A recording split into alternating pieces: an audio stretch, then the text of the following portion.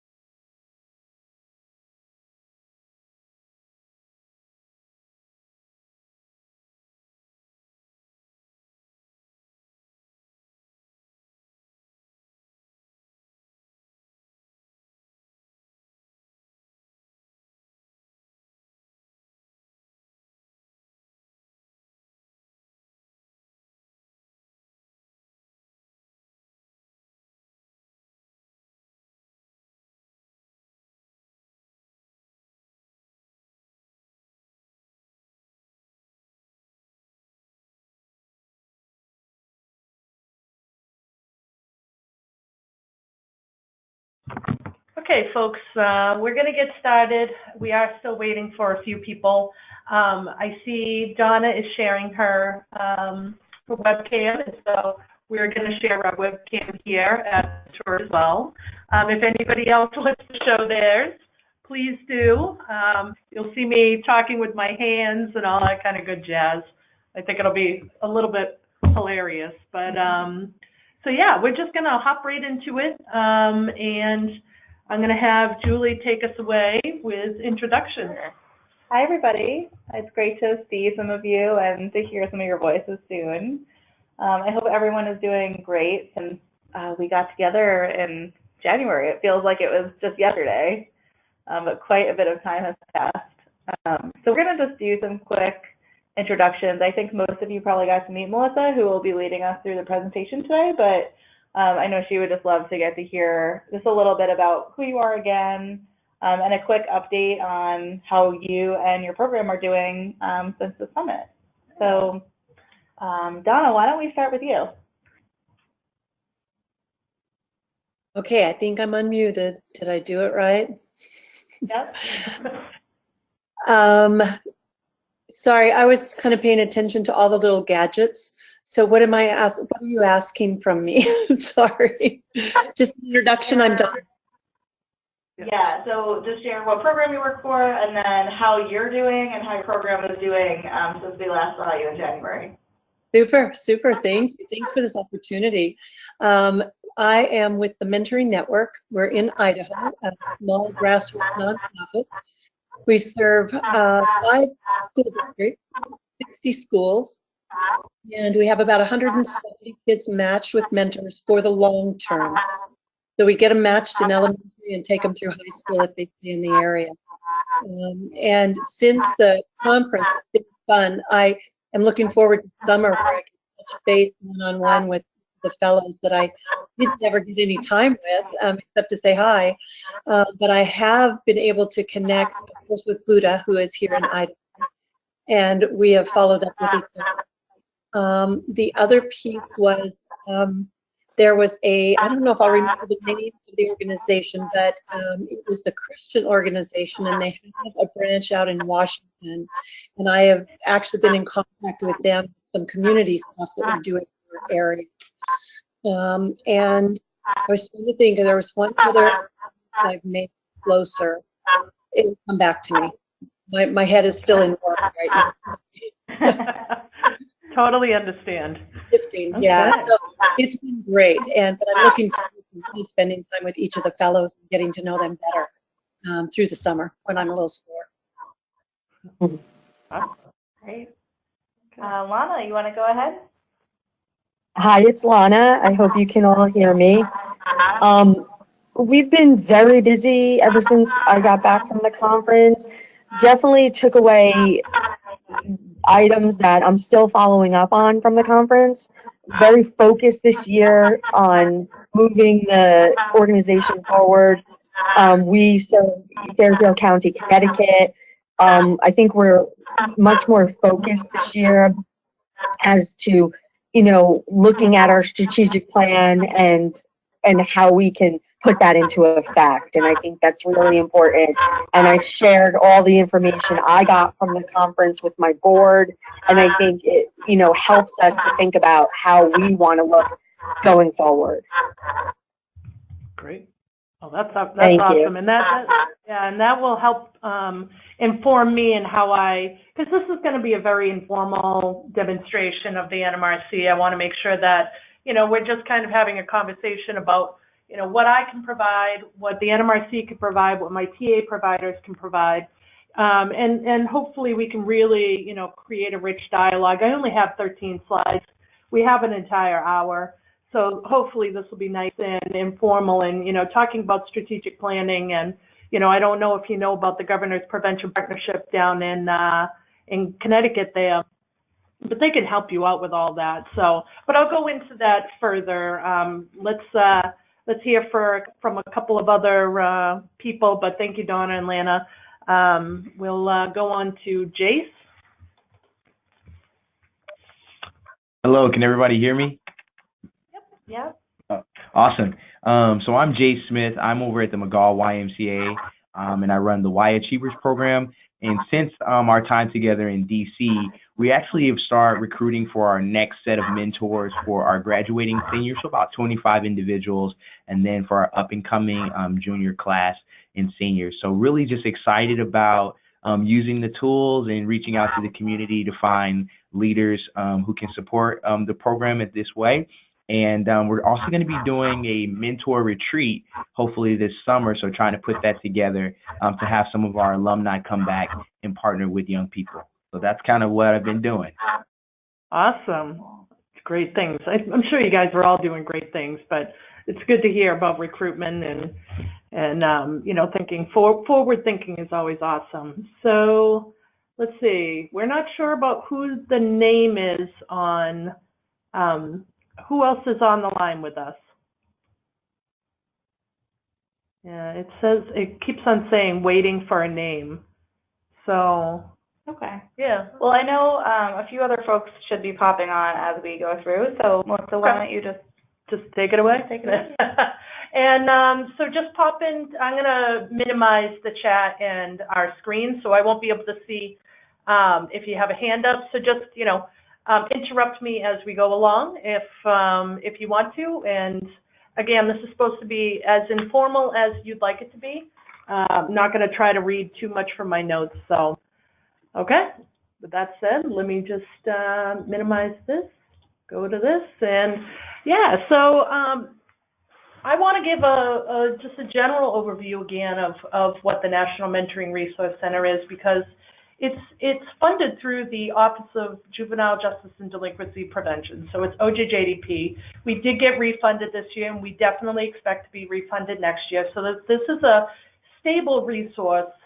That's something that should be going forward for at least a couple of more years in Mentor's wheelhouse. So we're managing this.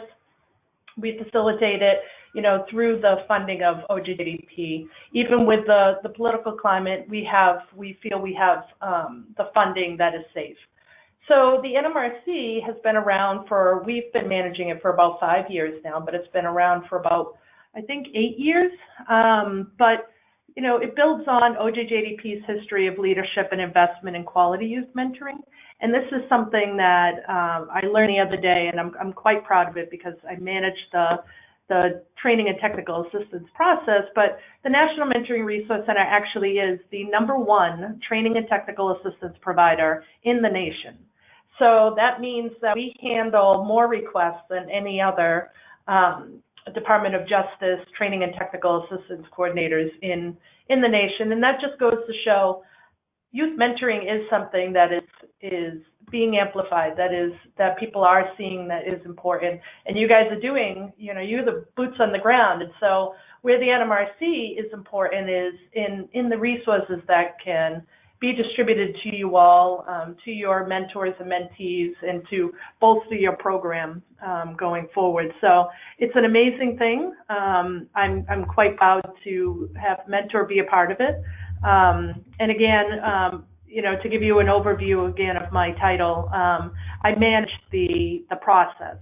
So from inception of a request for assistance, request for consulting, I triage it to a mentoring professional, an expert in the field. I manage 137 nationwide, and then they manage the process of actually delivering services to your partnership or in your program. So that's a little overview of my role. They have to follow OJJDP standards.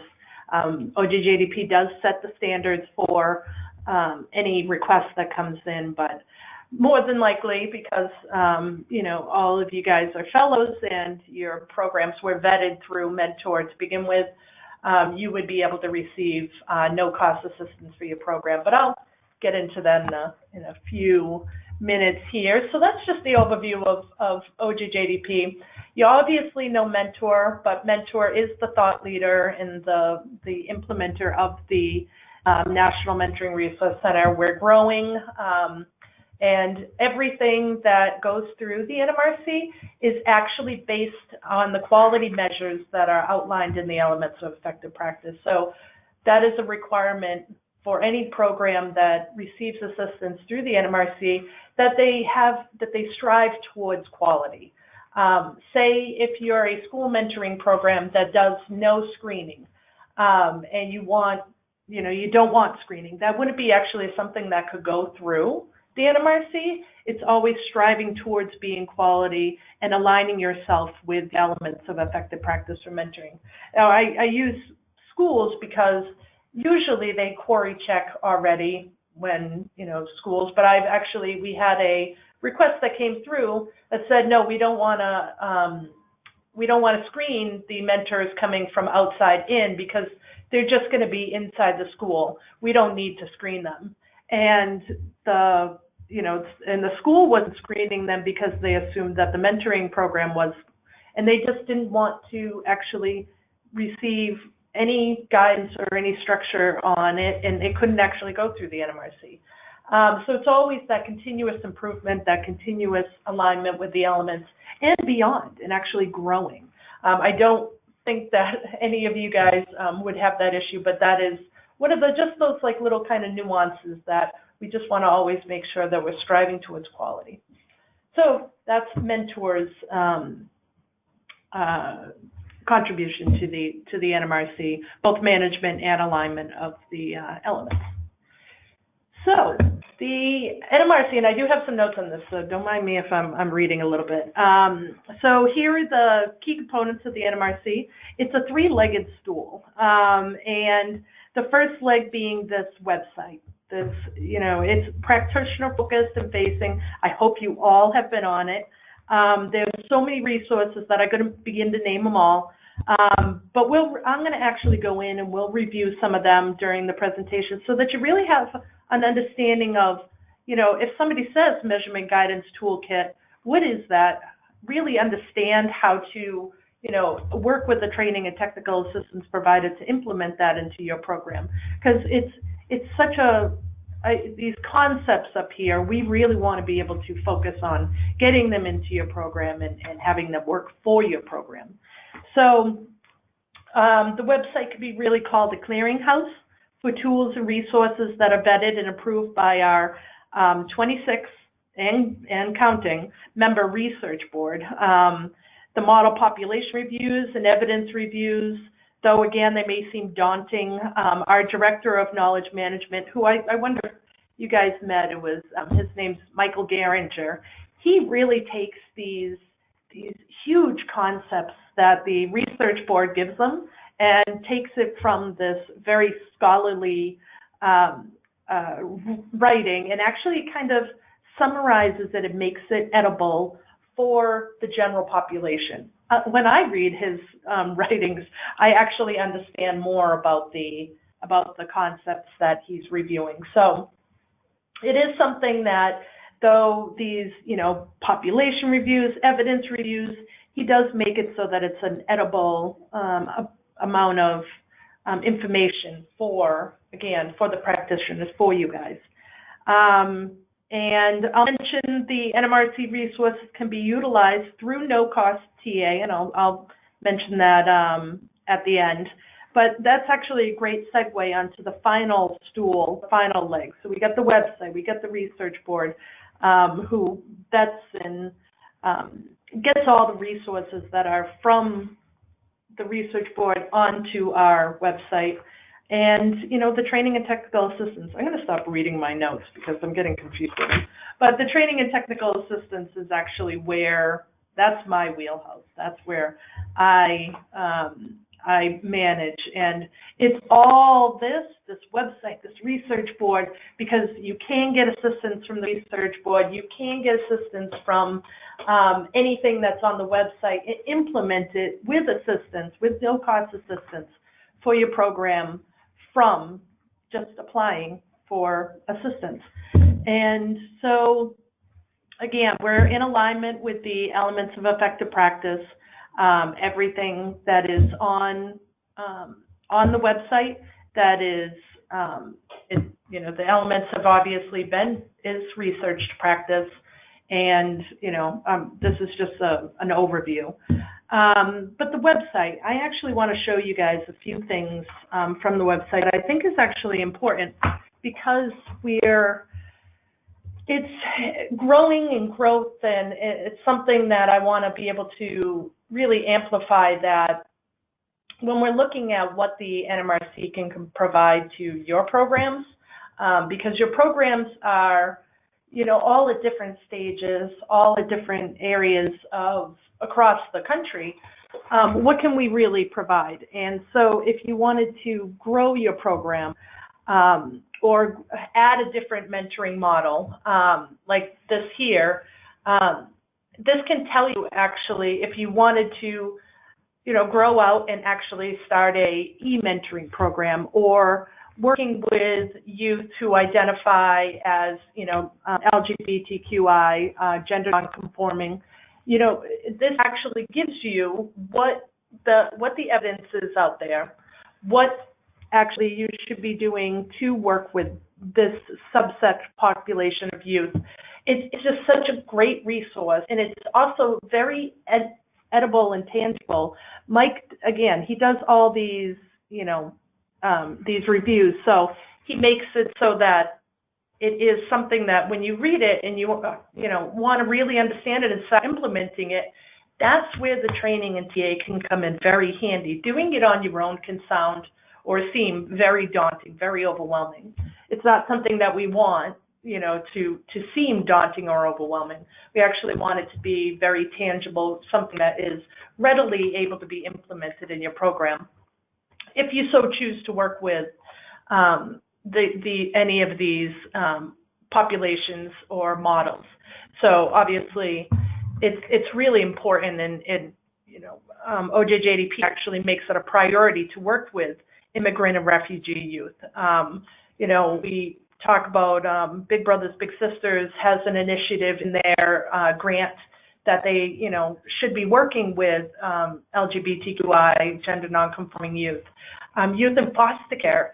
It's such a burgeoning topic right now, that again, if you're already working with this population of youth, here are a nice compiled, research vetted information that you can take and run with it, and it has all the references, implications, and this is what's written by our research board. So it's something great to look at. It's awesome. I've already used this working with a mentoring program. Actually, Julie and I both worked with, both are mentors in a foster care program, and they're requesting, by the way, Julie, they're requesting assistance from the NMRC after reviewing this.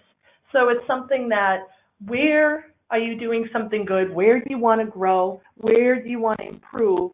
And the NMRC is there to help you, both with resources that can that you can find online, and maybe, about growth opportunities, about, logic models, about recruitment, because everything is all here.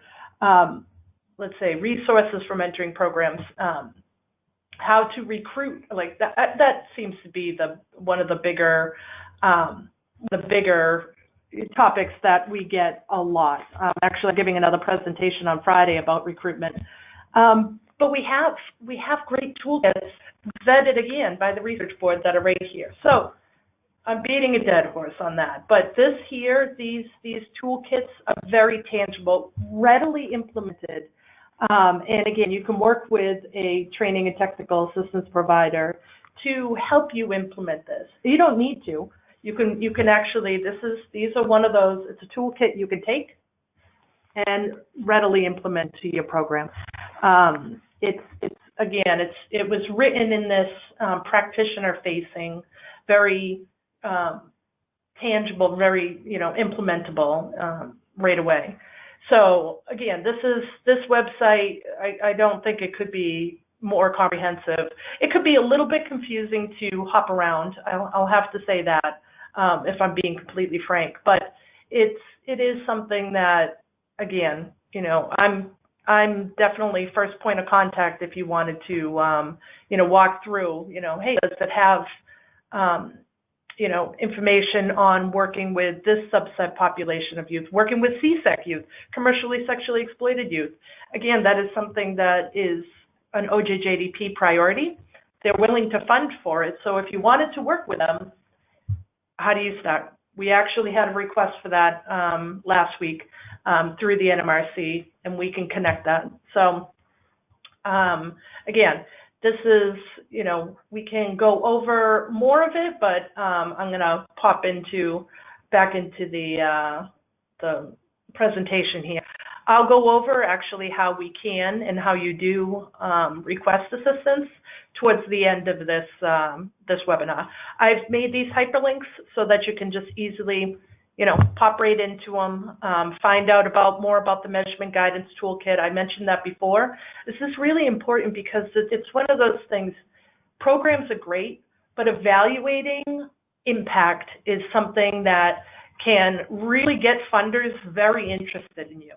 And this toolkit, again, it is a little bit daunting, but it's something that, measuring, mental and emotional health, social and emotional skills, to go to a funder, and I think Julie can probably, say, yes, if you're saying that you're benefiting youth in their mental and emotional health in this quantifiable way, and a funder, you say, but we want to expand, we want to grow, we want to make this, something that is more available to other youth, why not evaluate it? Why not have something that's already made and be able to evaluate your program? Evaluation is actually one of the #1 requests that we get from the NMRC. I think it's great because it just seems so daunting. It seems so broad concept. This is a toolkit that takes it, chunks it out, makes it very tangible and implementable, but we have training and technical assistance providers, consultants, that can really help you implement this into your program. It's something, another resource. It's a huge resource. This took many years to develop, and it's actually even being built out by Mike Geringer, again, our training and technical assistance, our knowledge management director. What a title. I wish I had that title. But it's being built up by him, and so they're adding actually other measurements to this. So yeah, so it's a resource, it's a tool. It's something that I think is a great resource and tool, and very edible for a mentoring practitioner to implement pretty much right away with their program. So, and of course, sign up for our monthly e-newsletter. It's so great. We develop content. I develop content for it. But it's something that if something new comes out, boom, you're notified. It's only 1 email a month. It's not like 15. They don't inundate you. But it is something that we would love to be able to, have you guys, on our e-newsletter. So when you get this, that's a little hyperlink. If you don't mind signing up, that would be amazing. Okay, so that slide took forever. The blog, I think everybody knows about the blog because I think everybody had to write a blog, or their blogs are for Mentor's website. Oh, not well, hopefully we can utilize them. That would be amazing. But our blog it's actually pretty cool. So it's, again, mentoring practitioner focused and facing. So we actually solicit blog posts from practitioners, from researchers, from our own team, because we have a great team. But it's something that these are great ways to just, getting in there and actually hearing from other practitioners about, if they're doing if something's going really well, or maybe an issue that's come up with mentoring program and they figured out how to resolve it, or we even do some TA spotlight, so technical assistance spotlight. So if they've received assistance from the NMRC, we actually highlight that if it went well, which they always do go well. So that's the great thing about our TAs, that it generally is well received. People like receiving free things, and free consulting you can't go wrong with that. So yeah, we have this blog. It's a great resource. I highly recommend taking a look at it. And there are some very timely posts recently, and we're going to be actually doing a podcast soon. We're getting fancy, and it's I think that'll be really cool. And we'll have the transcripts up, making sure that we're 508 compliant with the ADA. So that it's a great resource, and it's very forward facing to practitioners, not very high level. Well, it is very high level in a sense. So, yeah. The research board, like I mentioned, we have 26 members across the nation, all scholars, all PhDs, working with us, and it's an amazing, the fact that we have these amazing scholars that are able to vet everything that goes on this website, I think is an amazing resource. That being said, they can also be requested for technical assistance. So if there was something that you really wanted a scholar to look at or review, it's usually around evaluation that they do, but it's something that if you had a training manual that you wanted to actually deliver to, or actually highlight and amplify to our, across the nation, you could do that through the research board. And again, it's all free. Or if you could see if a training, usually Big Brothers Big Sisters does stuff like this, where they're implementing a nationwide model and they want to make sure that it's evidence-based, they'd put it through our research board. So it is there for use. Our training and technical assistance providers know how to use it, know how to utilize them. We have a standard and set way for them to request assistance from them. So it's an amazing resource. It's something that we have at our fingertips, and that, that everything that is rolled out by the NMRC is, for one, OJDP vetted and our research board vetted. So what is technical assistance? I keep on saying this word and I haven't described it yet, because I was planning on this slide to do that for me. So it's improving the quality and effectiveness of mentoring across the country. That's our number one goal. That's the number one goal of OJDP, and that's Mentor's goal. We align with the elements of effective practice. We provide comprehensive mentoring resources and reference and training materials. We just went over a couple of those. And advance the implementation of evidence research-based mentoring practices. It's very basic, but put that all together, and technical assistance is really consulting. It's a very formal term that the federal government uses for consulting. So what I manage is a consulting process. I manage 137 consultants that OJJDP pays, and through a process of implementing these resources, materials, and evidence-based research practices. So what you can get from technical assistance is right here. You know, the development of high-quality mentor training materials includes recruiting materials, guidance and consultation on mentor recruitment plans, screening strategies, support process, match support process. We can also connect you with individual, unique, and experts in a field. So say you wanted to work with, I hope everybody knows of Tori Weston Searden. She wrote the book Critical Mentoring, and it's something that she works as a training and technical assistance provider for us. And if you wanted to learn and teach your mentors how to be more have that critical mindset, critical mentoring mindset, it would be something that is covered by training and technical assistance. It is something that we could actually connect you through remote TA. Say you're based in in Connecticut, and she's based out of California. We could still do remote training and technical assistance. That is something that is handled by Tori. We make sure that the best of the best is always the expert. If we have something that is targeted, like say another example is foster care, foster youth. We have a training and technical assistance provider again out in California. I'm really amplifying these Californians. Maybe I want the warmth to come to Massachusetts. anyways.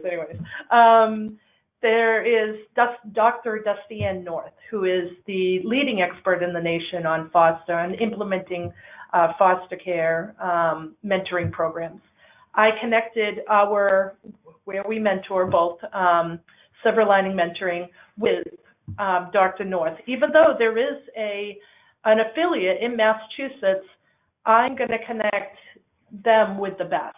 So yes, usually we connect a training and technical assistance request with a local regional affiliate. So in Connecticut, if you wanted recruitment guidance and mentor training materials, more than likely I would connect you with the Governor's Prevention Partnership, and they would be able to assist you in developing those materials. But if you wanted to work with commercially sexually exploited youth, I would connect you with a training and technical assistance provider by the name of Many, who does that, who works nationally with that subset population of youth, because again, we want the best of the best to be providing that expert knowledge to mentoring programs. So it's something that's very fluid.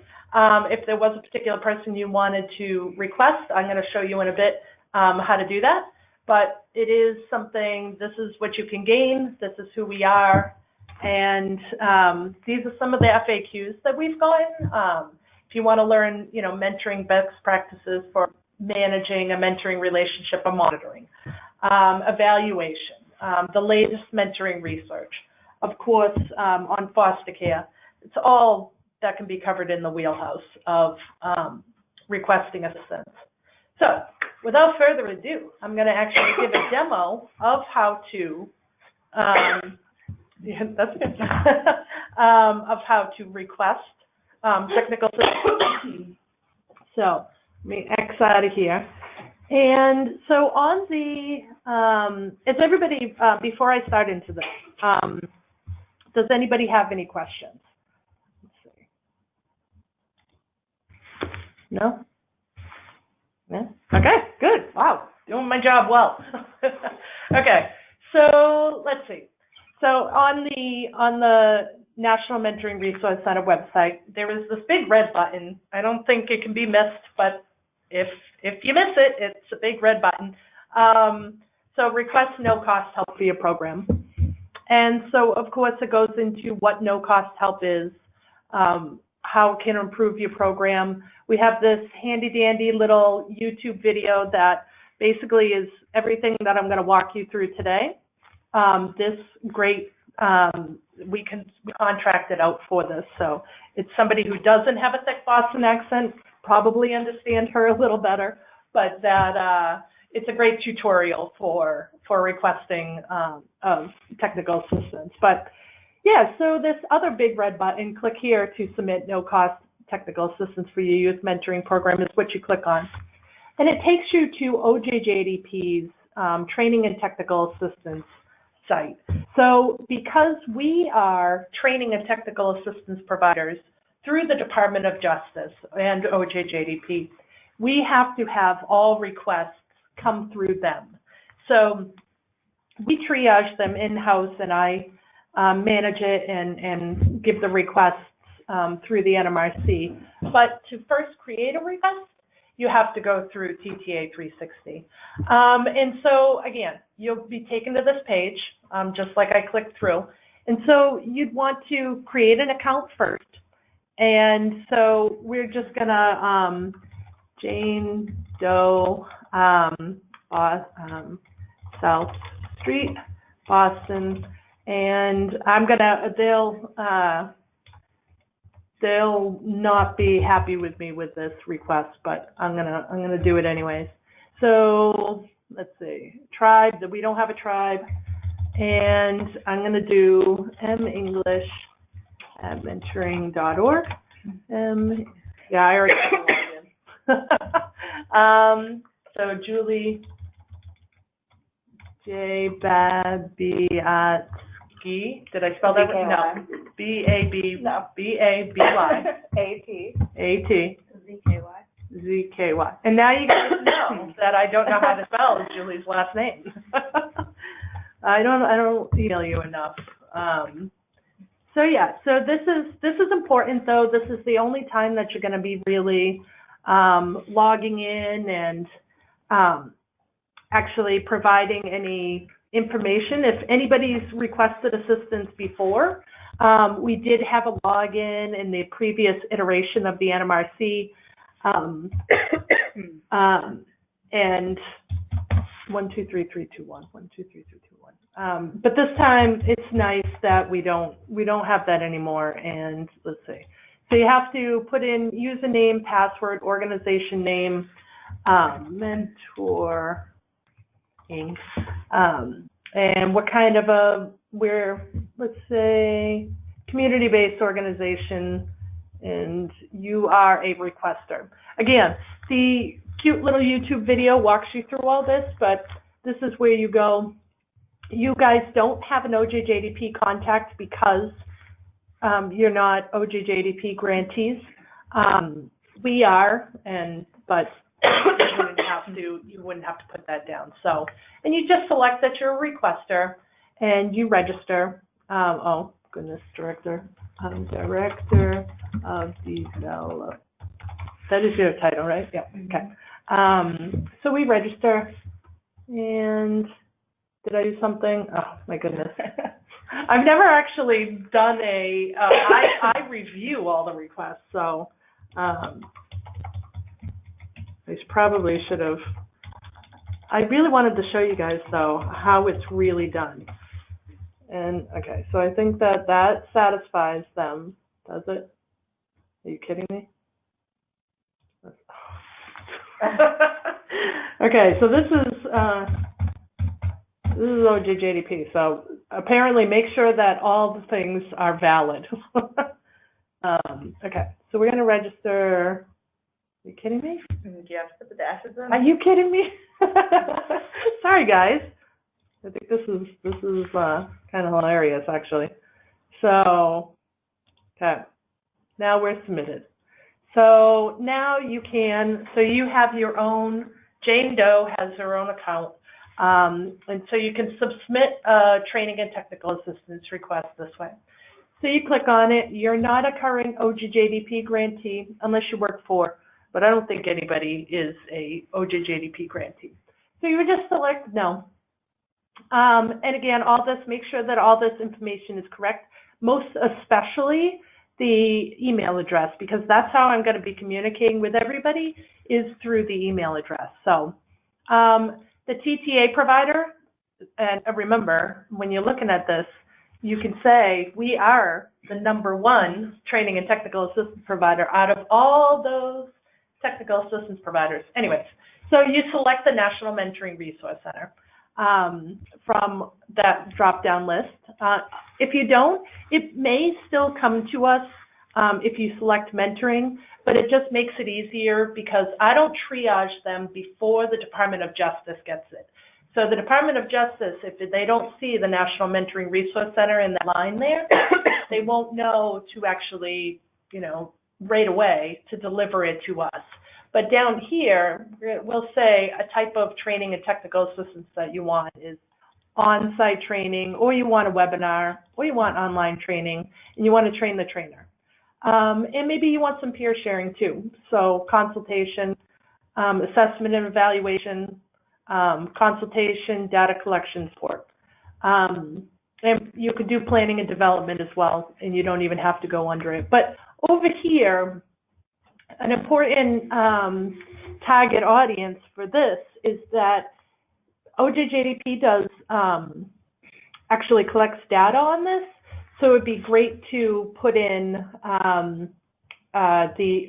making sure that you're doing youth and mentoring professionals. So because when they're pulling the information, they want to make sure that, well, we want to make sure that mentoring is actually being amplified. And this is where it's being, they pull reports on this. So down here, so we'll say request topic is mentoring, and you can select anything that you want from there. In the request summary, this is where this is a very important area, and it is required. What you want, so what I would do is I'd actually, because you can save this, by the way, save as a draft. I would take some time on this.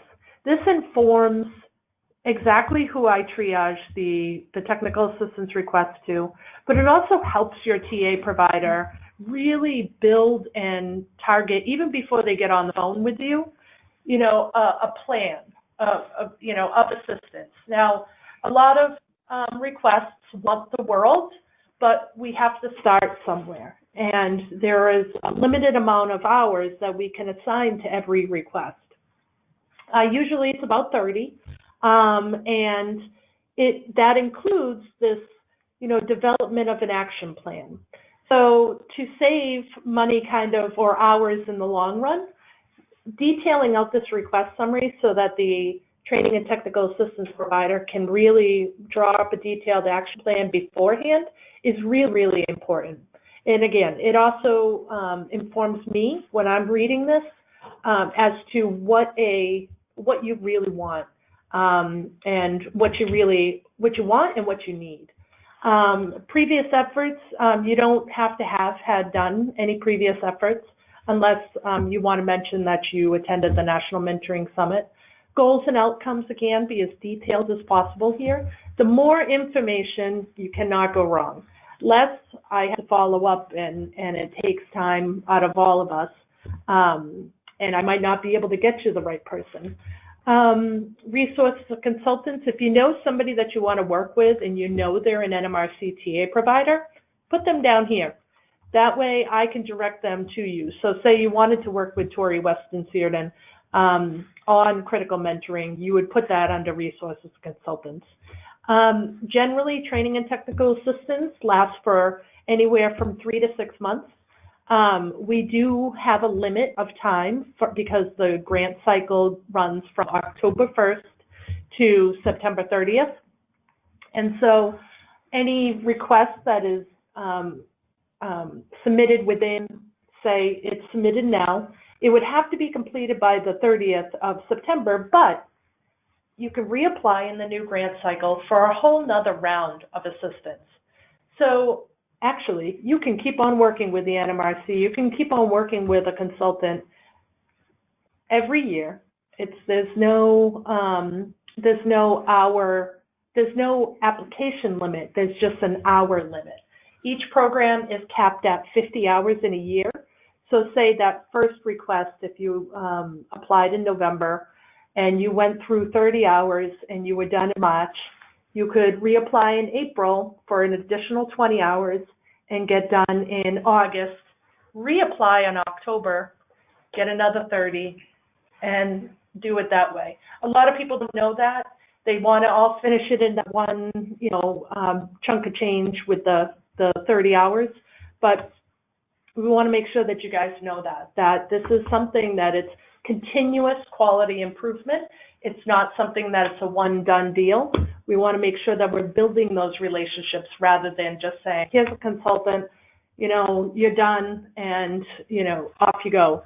It is building sustainability. It's building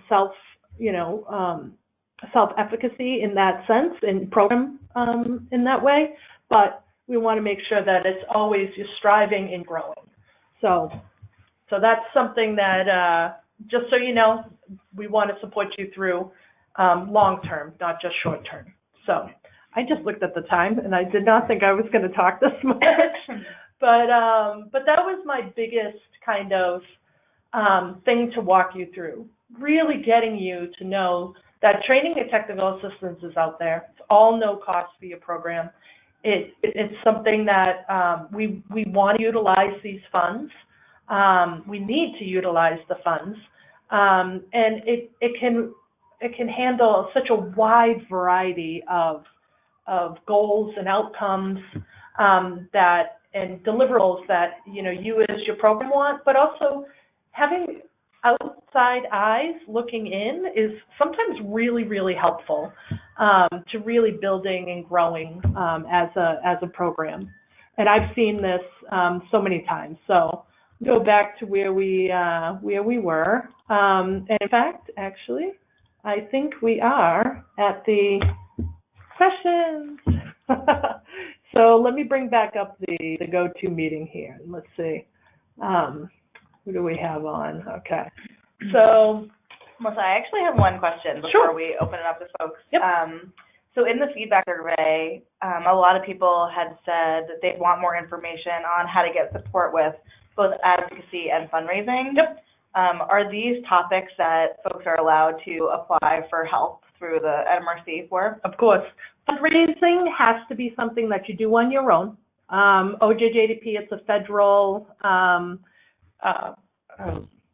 constraint that we cannot have our TA providers fundraise, but they can develop an action plan for your partnership, for your program. And, it could be in the policies. They can tell you where grants are. They can't write the grants for you, but they can help you with the evaluation and say, hey, so if you utilize this evaluation or utilize this growth strategy, you can look at this grant and apply for this grant. And so they can put the kind of puzzle pieces there for you. You just have to put them together. So, and we have all of our TA providers should be well versed in at least a baseline development of a fundraising plan. Okay. Okay. Any other questions?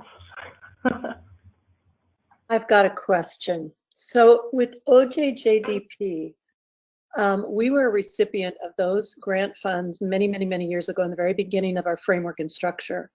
What I was disappointed in was that there was no follow-up beyond their funding to see what we did with it beyond the funding. And we've been in practice now for 19 years, growing 5 to 10% every year. And so I was a little bit surprised at that, because I know they want to create quality mentoring programs with the millions and millions they put out there. But how do they know if anybody continued on except the national organizations? Here we are, this little rural thing that just keeps growing and serving more and more kids. But there was never any kind of a follow-up on, where are you, and are you still out there? I think it'd be kind of cool to share that. And we actually, so the National Mentoring Resource Center developed a protocol and policy.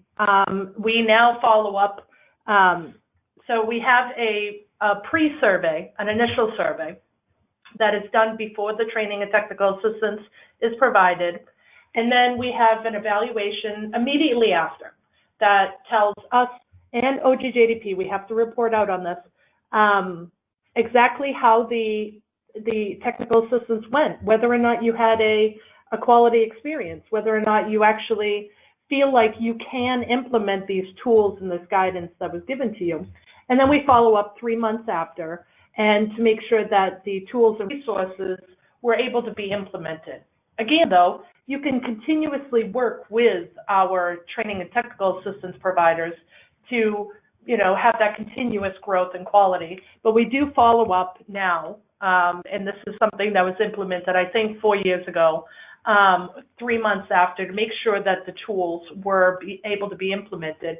And if they're not, then we follow up and make sure that we connect them with right, resource consultants, or, that we're following through. OJJDP is always playing catch up. They're not as forward thinking, but because we have to report so heavily, for a very small grant that we have, it's only $1.5 million, whereas Big Brothers Big Sisters gets $40 million.